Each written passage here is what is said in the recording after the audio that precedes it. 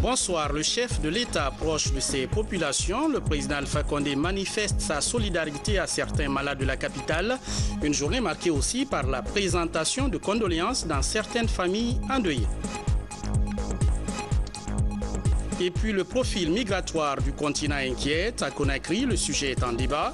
L'occasion pour le Forum ouest-africain de la jeunesse de la CEDEAO de plaider pour le financement de projets en vue de freiner le phénomène. On va s'arrêter au musée national de Sandervalia. Il contient des exemples d'art traditionnel avec une grande partie de sa collection perdue, mais il résiste autant avec ses 58 ans d'existence. Quel est son secret? Nous serons avec Safiatou Condé.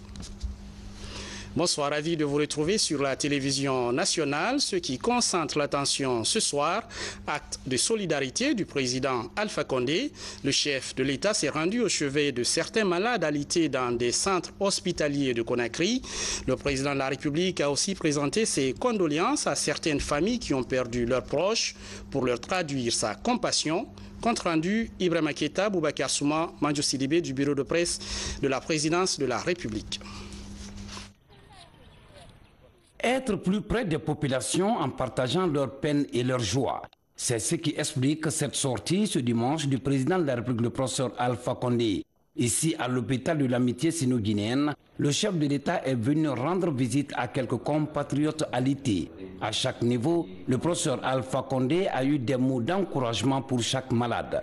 Pendant cette visite, les médecins traitants ont expliqué au président de la République le cas de chaque patient. Il s'agit entre autres de la tension artérielle, de diabète et des cas de fracture. En voyant le chef de l'État à son chevet, cette dame de 115 ans, compagnon de lutte du président de la République, n'a pas pu retenir ses larmes.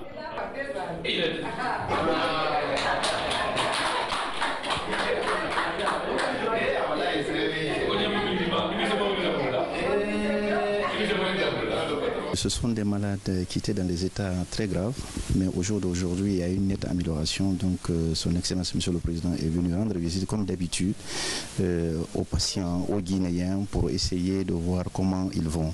Mais au jour d'aujourd'hui, vraiment, ces patients qui sont hospitalisés, leur état s'est beaucoup amélioré. C'était des cas d'insuffisance rénale, des cas de cardiopathie ischémique. Mais je dis bien encore une fois, Dieu merci, ça va. Avant de quitter l'hôpital de l'amitié sino-guinéenne, le chef de l'État et sa suite se sont rendus à la morgue de cet hôpital de référence pour la levée du corps de Hadja Mariamaba, responsable des femmes de l'UPR de Pita. À la Cité de l'Air, dans la commune de Matoto, le président de la République, le professeur Alpha Condé, s'est rendu à la maison mortuaire de El Hadj Younoussa Sampil, un ancien comptable. Parents, amis et connaissances étaient là pour rendre un hommage à ce compatriote qui a rendu d'énormes services à la nation.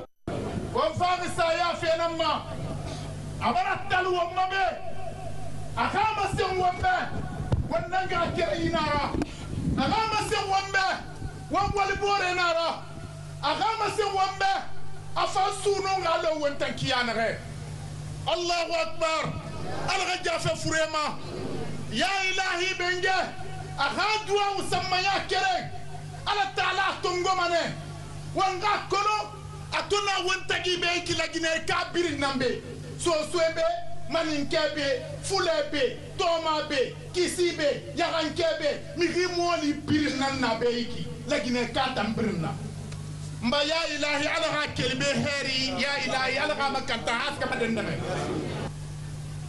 muguji kuntige tofe beto nde manyagun ke terena nanna awa terena mara few yi kabila filin longori na re makulo ne na makulo ha wato asantongo rabaga fafebe anana masemfe wombe aha masen wombe yi famille filin konde sampil ena kana kai bela su de ganya kuina nyema wonde ndi makwemo mbora atanana masemfe wombe tu bal ala fo fende bila fende ndefa kulum saya na gambilim baraba wongoyi unaka nyunguto mana bili to abara findi famille sampil be sewara na musa ya sewara na mbarburi ya sewara na kanti ya sewara na ndoburi ya sewara mafanku una mane president be we na ngura bilimbe na ndunki bilimbe anwali ala gasarifi an kan suri ala ga nwara la Guinée côté ala ga khani ha khani ma dendrande na kam fama wumbilimbe. À la clinique Fanga, où est admis le Kuntigi de la Basse-Côte, Eladji Sékou Nassouma, le président de la République, le professeur Alpha Condé, est venu s'assurer de l'évolution de l'état de santé de celui qu'il considère comme son oncle. Pour le chef de l'État, il est temps pour tous les Guinéens de soigner leur régime alimentaire. On mange trop gras, on mange trop de viande, on ne mange pas assez de poisson, on ne mange pas assez de poulet. Et si j'ai mené une campagne aujourd'hui pour développer, sur 600 000 tonnes de fonio produits en Afrique de l'Ouest, la Guinée seule produit 400 000 tonnes. Hein? Aujourd'hui, on encourage le fonio, mais c'est difficile à travailler. Aujourd'hui, on a fait 3 machines, une machine qui décortique, une machine qui pile, une machine qui lave. Tout ce qui reste aux femmes, c'est de... Parce qu'il y a des petits saletés, c'est de notre par de saleté. Quand on mange le fonio, il n'y a pas de gluten, c'est bien pour la santé. Ensuite, le poisson et le poulet, nous verrons que d'ici quelques temps, la Haute-Guinée, le Fouta et la forêt n'aient plus besoin de poissons de Conakry. Nous sommes en train de développer la pisciculture. Et nous sommes en train aussi d'amener des couveuses. Il faut amener les Guinéens à manger, surtout à partir d'un certain âge. Hein? Mais les médecins aussi ne font pas leur travail. C'est qui doit dire non. Ce n'est pas moi qui dois parler ça, c'est les médecins qui doivent mener cette campagne, c'est pas moi. Ils savent très bien qu'à partir d'un certain âge, 40 ans, 50 ans, la viande rouge n'est pas bonne, ils le savent. Mais s'ils ne conseillent pas les malades. Hein? Quand quelqu'un a le diabète et puis vivre 100 ans, s'il respecte son régime, s'il ne respecte pas, il y a beaucoup de conséquences. D'abord, s'il a des plaies, on est obligé de l'amputer, et puis il finit par devenir aveugle. Mais les médecins savent tout ça. Hein? C'est les médecins qui doivent avoir une émission à la radio pour régulièrement dire aux Guinéens qu'est-ce qui est bien pour la santé, qui n'est pas bien pour la santé. Mais si les médecins ne font pas leur travail, vous ne faites pas votre travail. Avant de quitter la clinique Fanga, le chef de l'État a visité les installations, histoire de s'assurer de la qualité de service dans cette structure sanitaire. Dans la soirée, le chef de l'État a reçu en audience la directrice générale de la Banque africaine de développement. Au menu des échanges, le renforcement du partenariat entre la Guinée et la BAD. Nous reviendrons en détail sur cette audience du président de la République dans nos prochaines éditions d'information. Et puis ce communiqué du bureau de presse de la présidence de la République. Dans le cadre du renforcement des liens d'amitié et de fraternité existants entre la Guinée et la République sœur de la Namibie, son Excellence M. Hage Jiengob, président namibien, effectuera à partir du mardi 18 septembre 2018 une visite de travail et d'amitié à Conakry. Sont conviés à prendre part au cérémonial d'accueil prévu à 15 h à l'aéroport international de Conakry-Bessia. Les personnalités ci-après.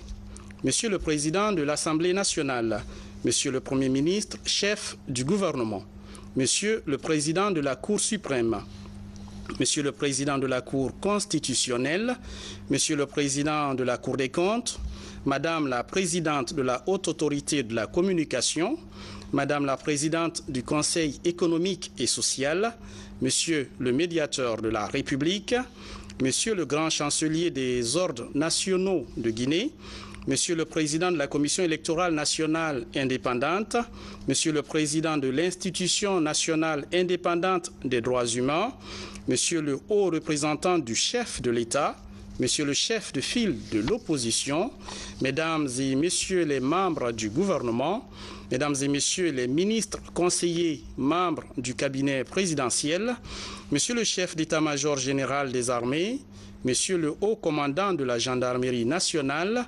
Messieurs les chefs des états-majors des armées de terre, de l'air et de la marine, Monsieur le chef d'état-major particulier de la présidence, Messieurs les directeurs généraux des unités mobiles d'intervention et de sécurité, de la douane et des conservateurs de la nature, Mesdames et Messieurs les chefs des missions diplomatiques et les représentants des organisations internationales, Monsieur le gouverneur de la ville de Conakry, Conakry le 17 septembre 2018, le directeur Moussa Sissé.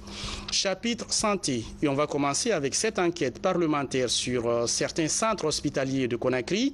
On s'arrête à l'hôpital de Flamboyant où la capacité d'accueil des malades reste faible. C'est le cas à l'hôpital sino-guinéen au CHU de Donka en rénovation. C'est le constat de la commission santé de l'Assemblée nationale, comme le montre ce compte-rendu de Robert Silitono. Cette deuxième étape de la mission d'enquête parlementaire des députés membres de la commission santé a eu lieu dans 3 établissements sanitaires de la capitale. L'hôpital Le Flamboyant, le CHU Donka et l'hôpital sino-guinéen. Dans ces hôpitaux, les difficultés qui impactent négativement les prestations se recoupent par endroits. La faible capacité d'accueil, le déficit de médecins spécialisés et d'équipements adéquats sont entre autres contre-performances relevées par la commission d'enquête parlementaire. On vient voir et toucher du doigt comment vraiment les gens sont en train de travailler. On était vraiment agréablement surpris par la qualité de ce qui se passe au niveau du CMC Flamboyant, malgré l'exécutif du service. Vraiment, ça se passe bien et les gens, il y a une bonne collaboration entre les gens. Pour mieux consolider les acquis et renforcer la couverture sanitaire, la mission d'enquête parlementaire a procédé dans les structures visitées à une série de sensibilisations du personnel de santé pour la prise en charge efficiente des malades. D'abord, nous sommes tellement honorés que ces députés-là s'intéressent à notre centre. Nous avons quelques petits soucis aussi. Rien qu'à voir l'état de ces équipements, vous saurez que c'est des équipements pas d'aujourd'hui. Donc on aurait souhaité qu'on nous dote un équipement. Les travaux de la mission d'enquête parlementaire dans les hôpitaux de la capitale Conakry ont été couronnés par cet atelier qui a regroupé les agents sanitaires, partenaires techniques et financiers et plusieurs autorités sanitaires de la capitale, histoire de restituer les résultats de la mission. Et puis un regard sur la situation nutritionnelle des populations guinéennes. Selon des spécialistes, elle suscite des préoccupations légitimes. Plus d'un enfant sur 10 souffre de maigreur ou malnutrition aiguë et un enfant sur 3 est atteint par un retard de croissance en taille. Des chiffres qui interpellent et au même moment, les professionnels de la santé tentent d'inverser la tendance. Un nouveau plan stratégique multisectoriel de la nutrition est élaboré et validé. De quoi s'agit-il concrètement? Voyons cela en image avec Thierno Maroufba Moussa Bangoura. Selon les dernières enquêtes réalisées en 2016 par le département de la santé et du plan, 8% des enfants de moins de 5 ans souffrent de la malnutrition en Guinée. Du stade chronique à la phase aiguë et sévère de la malnutrition, les chiffres dégringolent. Le fléau touche aussi certaines femmes enceintes. La même enquête révèle que la région de Kankan, et particulièrement la préfecture de Sigiri, est la zone la plus touchée par la malnutrition.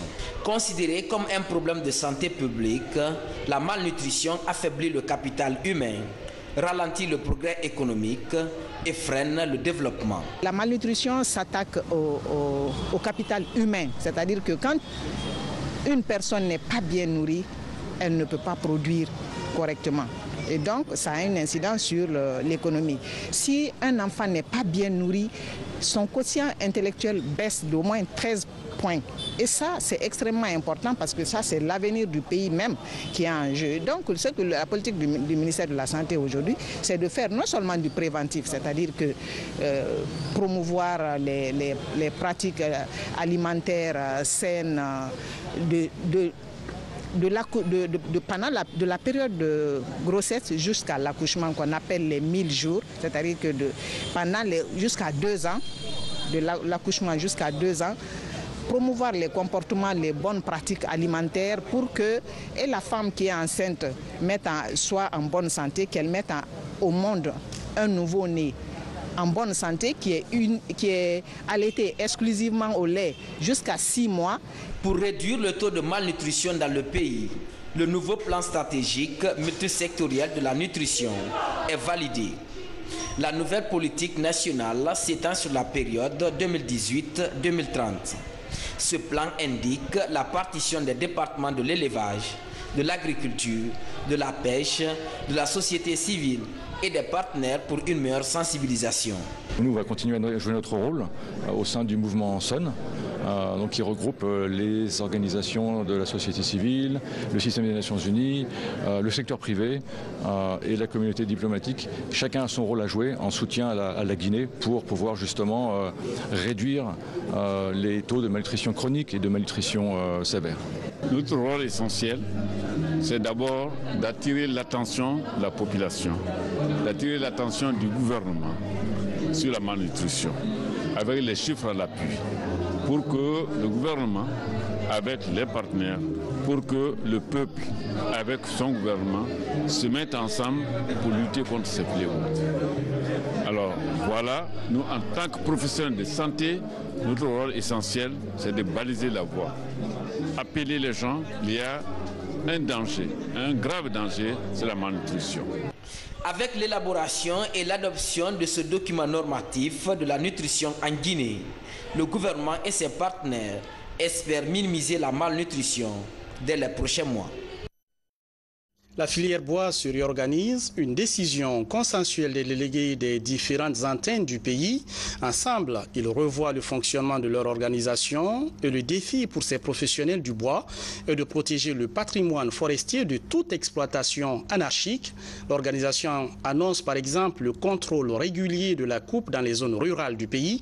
Le point avec Adama Traoré, Algassi Mouba, Mamadou Alpha Baldé.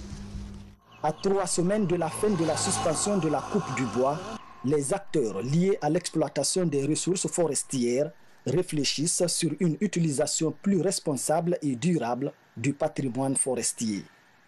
Le couvert végétal recule et les acteurs environnementaux en sont conscients. Aujourd'hui, des organisations comme les professionnels de la filière bois comptent s'investir davantage dans la protection des forêts. Pour y parvenir, la quantification du bois produit par préfecture et la réglementation des agréés préfectoraux sont envisagés. Le rassemblement des acteurs, des agréés dans les préfectures, laissez-moi vous dire que c'est un plus que ça va apporter, parce que plus il y a des agréés, mieux le contrôle s'effectue. Et ce contrôle-là, c'est contre les clandestins. Parce que s'il y a beaucoup de contrôleurs, parce que tous qui sont agréés doivent contrôler logiquement la coupe qui se fait dans leur localité. Donc plus on a des agréés, mieux le contrôle s'effectue. Et pourquoi nous voulons demander à nos acteurs, parce que l'État nous a demandé 104 agréés, nous sommes en mesure, nous sommes en train de voir comment on peut agréer ces 104-là. Aujourd'hui, au jour d'aujourd'hui, on a 40 agréés sur les 104 qui sont prévus. L'installation des antennes sous-préfectorales. Les plus de 300 sous-préfectures aujourd'hui doivent comporter des bureaux concernant la fédération de la filière bois. Donc c'est une innovation et comme nous nous sommes engagés vis-à-vis des autorités, du gouvernement à assurer notre programme de reboisement, à nous engager dans le processus de reboisement, à valoriser, à nous engager dans une utilisation rationnelle de nos forêts avec tous ces effets positifs. Aujourd'hui, vous avez constaté que la fédération a initié également la mise en place d'un comité de suivi des activités de reboisement, notamment la création des plantations de protection. La rencontre du Mamou mobilise près de 200 personnes venues de toutes les préfectures du pays. Les échanges portent aussi sur la réglementation et le contrôle du prix du bois sur le marché, ainsi que la gestion des 30% des revenus issus de l'exploitation forestière destinée exclusivement au reboisement. L'utilisation qui se paye par les acteurs, il faut que cela soit mieux géré parce que c'est ce qui nous permet aujourd'hui de faire tout. Nous n'avons pas un financement de l'État, un financement des bailleurs, mais nous nous débrouillons à cotiser entre nous. Il faut que ces cotisations soient mieux gérées.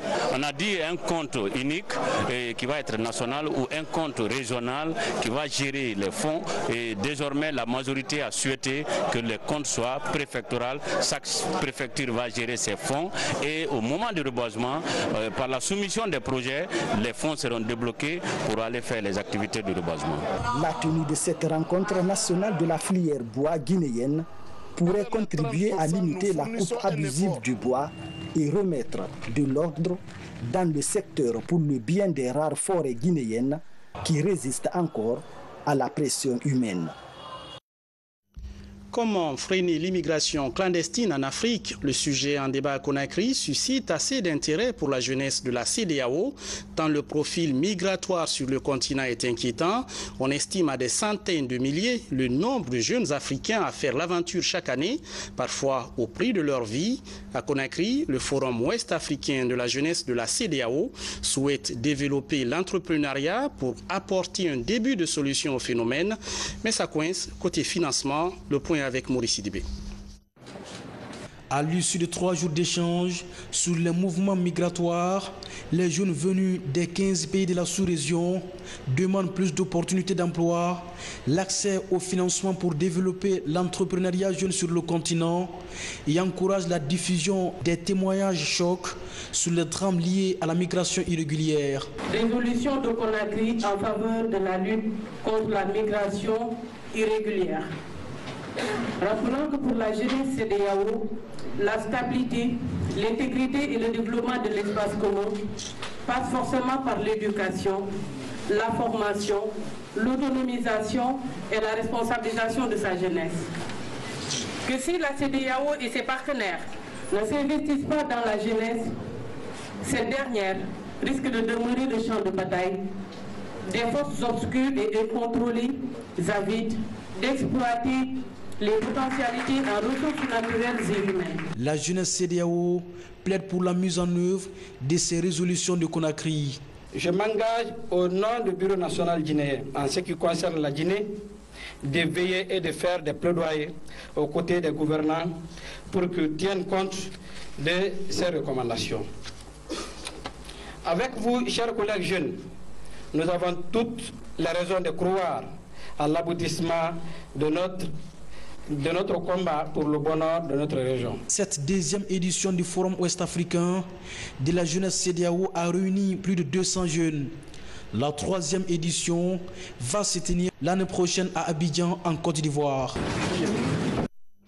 Je vous amène à l'université Roi Mohamed VI de Conakry. Sur place, 250 jeunes sont en formation.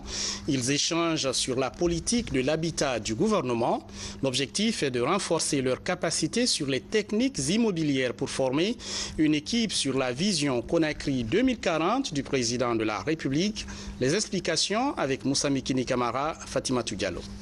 L'étude Grand Conakry Vision 2040 est conçue comme le cadre préalable à l'élaboration d'un futur schéma directeur d'aménagement et d'urbanisme.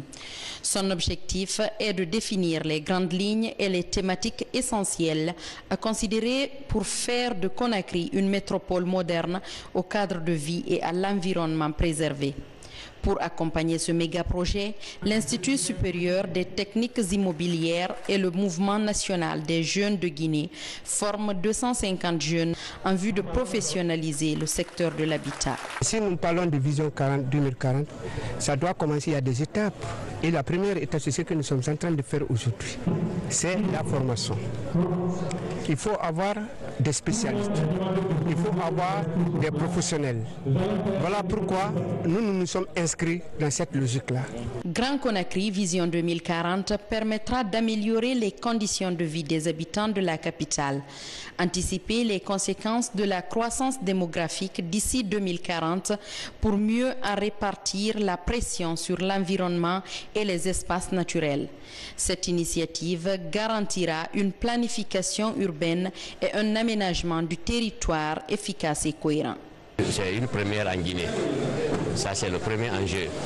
Vous n'êtes pas sans savoir que jusqu'à maintenant, la transaction immobilière est effectuée par des démarcheurs sans formation, sans éthique et sans organisation. Donc, c'est ce que nous allons passer de l'amateur au professionnel. Le deuxième enjeu, c'est la nouvelle politique de l'habitat du professeur Alpha Condé, qui est de transformer le rêve du Guinéen en réalité en facilitant l'accès à la propriété immobilière. Et pour cela, il faut la compétence, il faut le professionnalisme, il faut l'accompagnement. Très bonne initiative dans la mesure où le métier d'agent immobilier en Guinée est très peu connu, ou peut-être même est réduit à très peu de choses. Demain, en Guinée, dans la vision 2040 du gouvernement, vous avez la propriété et la copropriété. Or, la copropriété elle est gérée par des agents immobiliers qu'on appelle des syndicats. C'est des syndics immobiliers qui vont partager les charges, répartir les lots et participer aux transactions entre l'acheteur et le vendeur. Et l'État peut-être dans ces 400 situations vendeur ou acheteur, ça dépend parce que l'État a son droit de préemption par rapport à certaines propriétés. Vous voyez, c'est un métier qui est très important en Guinée. La formation sur la technique d'expertise immobilière a été lancée le 27 juillet dernier au siège du RPG Arc-en-Ciel. Ces jeunes sont initiés sur le programme d'orientation en matière d'aménagement de la capitale entrepris par le gouvernement guinéen. Et puis notre rubrique La Guinée en bref, une compilation de la rédaction proposée par Isia Gaba, lancée Kamisoko et commentée par Ousmane Ba.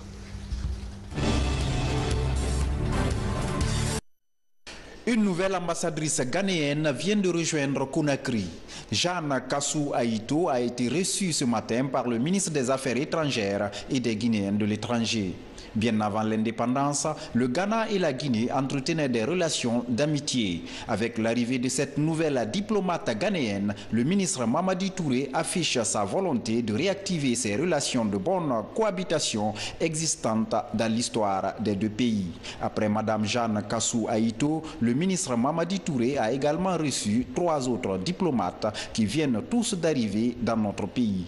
Il s'agit du nouvel ambassadeur de l'Union européenne, celui du Liban et celle de la Namibie. Nous sommes très heureux de recevoir aujourd'hui notre sœur comme ambassadeur du Ghana et nous allons essayer de créer toutes les meilleures conditions de travail pour réactiver ces liens et cette coopération historique entre nos deux pays. Une nouvelle promotion de la CMIS prend service dans les unités de sécurité. En plus des interventions dans les différentes manifestations, ces agents assureront la protection des personnalités publiques et la lutte contre les attaques et les braquages armés. Après quelques semaines de formation, ces agents peuvent désormais répondre aux attentes des populations dans le cadre de la protection des personnes et de leurs biens. Prise d'otages, braquage armé contre les édifices publics, cette nouvelle promotion est préparée à toutes les opérations musclées et vont participer au renforcement de la sécurité dans la capitale. C'est une initiative des autorités du ministère de la Sécurité et de la Protection civile. Le pays a le devoir régalien d'assurer la sécurité de toute autre personnalité contre tout danger pourra porter atteinte à ces personnalités. Ce qui fait que la police étant un corps républicain qui a pour mission régalienne d'assurer la sécurité des citoyens guinéens et leurs biens, voire même les citoyens étrangers résidant en République de Guinée, nous avons le devoir d'assurer non seulement le bien de ces citoyens et de ces étrangers, mais leur protection physique. En Zérokouré, c'est la salle de conférence de la bibliothèque préfectorale qui a abrité l'atelier de renforcement des capacités des ONG sur la notion d'APAC, entendez les aires du patrimoine autochtone et communautaire et de leur mode de gouvernance. La rencontre a regroupé une trentaine de membres d'ONG locales venus des 4 régions naturelles de la Guinée. Donner cette formation à ces ONG et les sensibiliser davantage afin qu'au retour, qu'elles puissent relayer l'information, sensibiliser les communautés pour un comportement en faveur de l'environnement. Dans quelques semaines, la Guinée célèbre l'an 60 de son indépendance et ce soir, notre rédaction fait un gros plan sur le musée national de Sandervalia. Que cache-t-il? Notre équipe s'est rendue sur place pour nous dire tout ce qu'il faut savoir sur ce temple de l'histoire. Témoignage en images avec Adama Traoré, Safia Toukonde.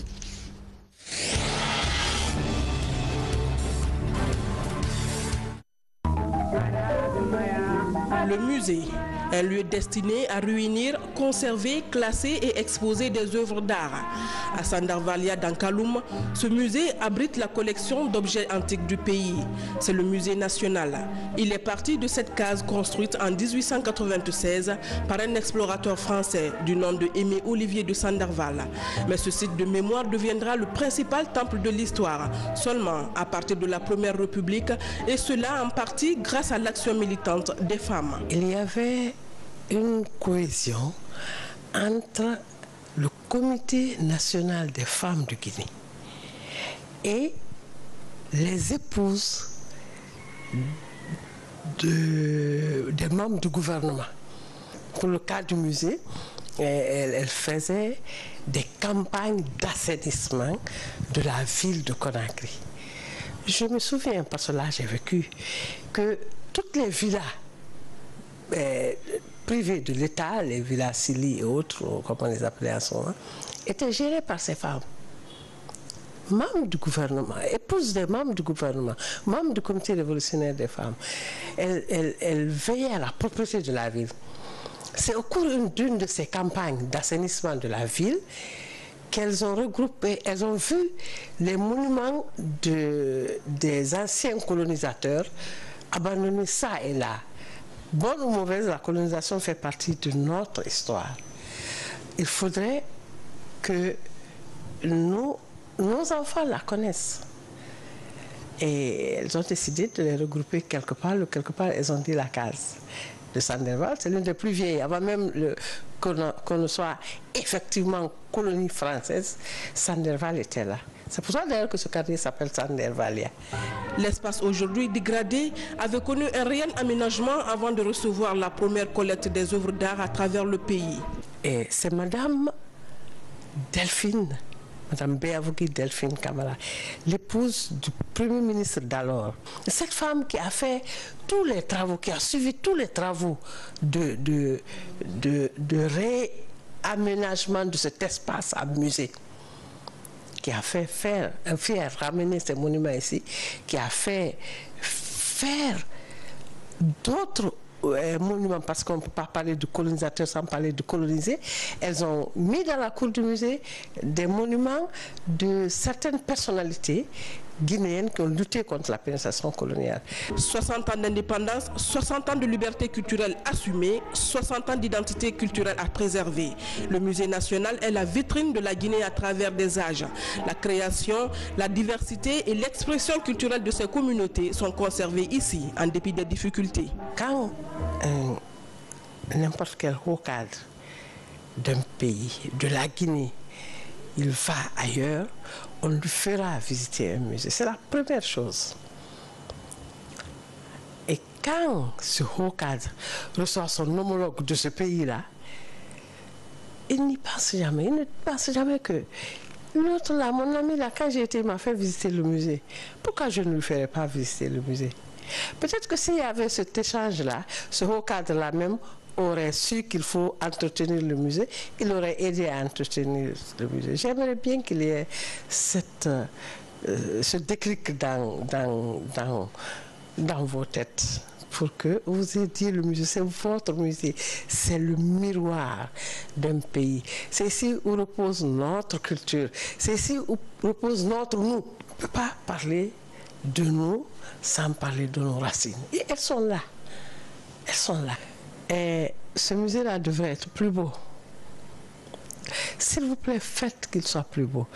Il devrait y avoir beaucoup de musées. Dans chacune des régions aujourd'hui, il devrait y avoir un musée. Pour bien préserver l'héritage commun, une nouvelle politique de gestion de la mémoire s'impose au pays. Aussi, des investigations sont à poursuivre pour la collecte de nouvelles pièces muséales qui retracent notre histoire. On termine avec ce communiqué de la Cour constitutionnelle. Depuis quelques jours, certains médias, leaders politiques et acteurs de la société civile, à travers des allégations, accusent la Cour constitutionnelle d'être un instrument au service du pouvoir politique. Ces propos, pas loin d'être diffamatoires, sont faits à dessein pour s'aimer le doute dans l'esprit des citoyens. Les membres de la Cour constitutionnelle, fidèles à la tradition de réserve de leur institution, avaient décidé de ne pas réagir pour ne pas alimenter inutilement un débat public autour d'accusations qu'ils jugent infondées, injustes et injustifiables. Face à la récurrence des allégations de nature à discréditer la Cour constitutionnelle et à créer la confusion au sein de la cité, les membres de la Cour se font le devoir d'apporter quelques éclaircissements à ces informations dénuées de tout fondement. À titre illustratif, La plénière du 19 juillet 2018 avait mis en place une commission de travail pour rédiger un projet de décret relatif aux modalités d'application de la loi organique portant organisation et fonctionnement de la Cour.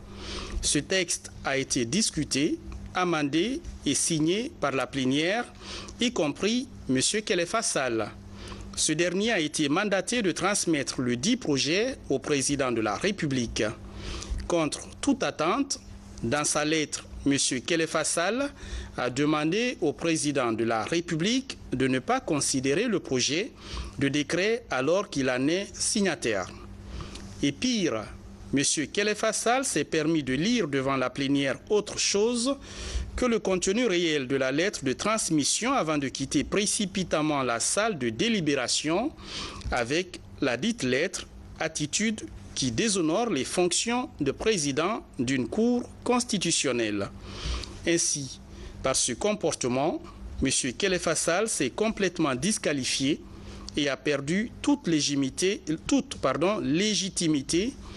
et toute confiance de la Cour, ce qui a motivé les conseillers à engager la procédure d'empêchement telle que prévue à l'article 10 de la loi organique L006-2011 CNT du 10 mars 2011 portant organisation et fonctionnement de la Cour constitutionnelle, publiée au journal officiel de la République, numéro spécial de mai 2015.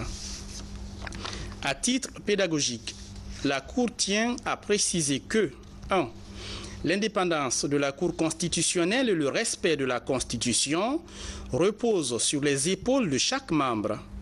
La Cour statue en formation collégiale, peu importe la position d'un membre, fût-il président ou vice-président, c'est la majorité qui décide. Il n'y a au sein de la Cour aucun lien de subordination. 2. Dans la prise de décision, les membres de la Cour ne peuvent recevoir ni de recommandations, ni de directives, encore moins d'ordre, venant de l'extérieur, de quelque bord que ce soit. Ils n'obéissent qu'à leur serment et à leur conscience. 3. Les décisions ou déclarations de la Cour sont notifiées au président de la République et au président de l'Assemblée nationale. C'est dans ce sens que la motion de retrait de confiance a été notifiée au président de l'Assemblée nationale à titre d'information et non à l'Assemblée nationale pour validation. 4. Tout discours de la Cour, y compris celui lu lors de l'investiture du 14 décembre 2015 par M. Khalifa Sall, est conçu et rédigé par la Cour. L'empêchement constaté et déclaré par l'arrêt RI 001 du 12 septembre 2018 à l'encontre de M. Khalifa Sall ne l'exclut pas de la Cour constitutionnelle comme membre, mais le relève de sa fonction de président de la dite Cour. Par conséquent, il lui est loisible de se présenter à sa propre succession. En définitive, les membres de la Cour constitutionnelle nullement ébranlés par les différentes allégations à son encontre affirment solennellement leur détermination à assumer les missions à eux assignées par la Constitution et les lois pertinentes dans le seul intérêt du peuple guinéen. Elle en appelle à l'esprit de responsabilité et à la sagesse de chacun et de tous. Conakry, le 17 septembre 2018, les membres de la Cour constitutionnelle. Voilà, c'est tout pour les infos. Merci de nous regarder à Lourdes, Rome, Saint-Omer et partout en France. Je vous retrouve demain à 20h30 pour d'autres infos. Très belle semaine.